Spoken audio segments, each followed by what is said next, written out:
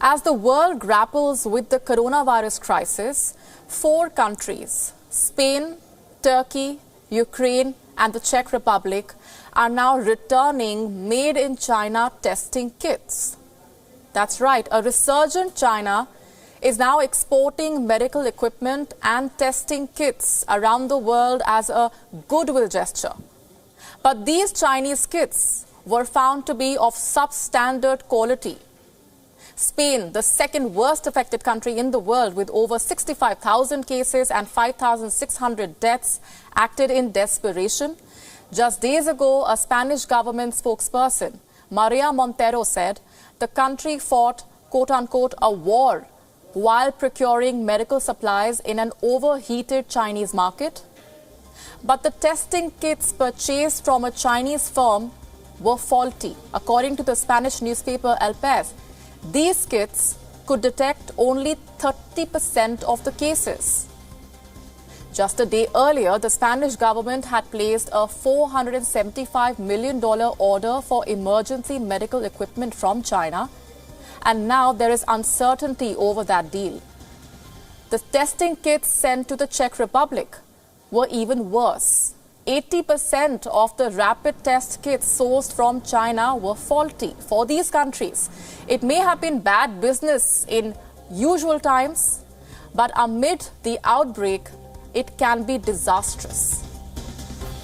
But countries are lining up to receive help from China. China has handed over 100,000 testing kits to the Philippines. China is supplying over 10,000 testing kits to Africa as the coronavirus cases rise across the continent. Poland will be receiving more than 10,000 kits along with protective gear and masks. Here's the Philippine Foreign Secretary singing praises for China. A tremendous help of China. It is a model for what the rest of the world should be doing. Instead of blaming each other for what's happening, they should all start working together to help each other. And this is concrete proof. That's not all. China has also sent medical teams to several countries, including Serbia, to help out struggling Italy. China has sent out not 1 but 3 teams so far. In total, China is said to have extended its so-called generosity to 89 countries and 4 international organizations. Playing this role of a savior could help the Asian giant absolve itself of any blame for the deadly outbreak. The state media too is hard at work to kill the negative publicity, saying there is no place for smearing game over the products made in China. Good PR for its products is necessary, China has come to realize in recent decades. Exports are profitable. Profits during a pandemic, though, does not sound morally right, does it? But China is moving towards normalcy while the rest of the world is under a lockdown. In China, restrictions are being lifted. Business has resumed in several parts. Outside Hubei province, the epicenter of the outbreak, 90% of large firms are back at work, but not without government help. Like most countries, China too has announced a relief package to revive the economy.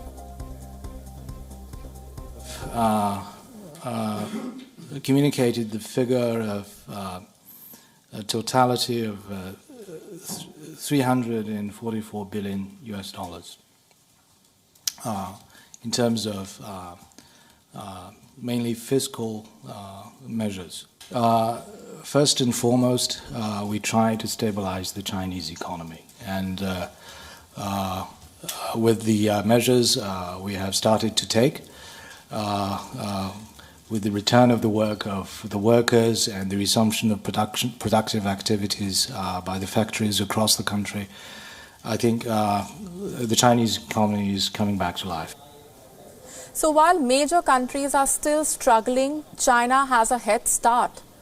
China can bounce back quickly by boosting business. What does the world need right now? Personal protective equipment. Masks are in short supply, and guess who is filling the gap? Chinese companies. According to a report, almost 9,000 new manufacturers started producing masks in China this year. China's daily mask production has crossed 115 million masks per day. Take a look at these two companies making the most of the situation.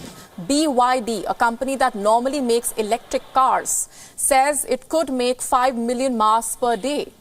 Foxconn, the Taiwanese company that makes iPhones, says it can make 2 million masks per day. Chinese firms are helping the government win the PR battle. The New York governor, Andrew Cuomo, has thanked Huawei for donations. Huawei, the Chinese company that the US government, remember, blacklisted due to security reasons. Foreign companies based in China have reopened with nearly 80% of the workforce back at work. BMW's factories resumed operations in February itself. Fiat Chrysler has also restarted production. Foxconn has resumed work in its mainland China factories. Foxconn famously makes iPhones. Tesla's factory has reopened as well, reportedly with help from the local authorities. So what does all this mean? Is China casting itself as the savior of the world, promising essential medical help at the drop of a hat? Or does China want to be the godfather to a world in crisis, allegedly out of goodwill, while pocketing the profits?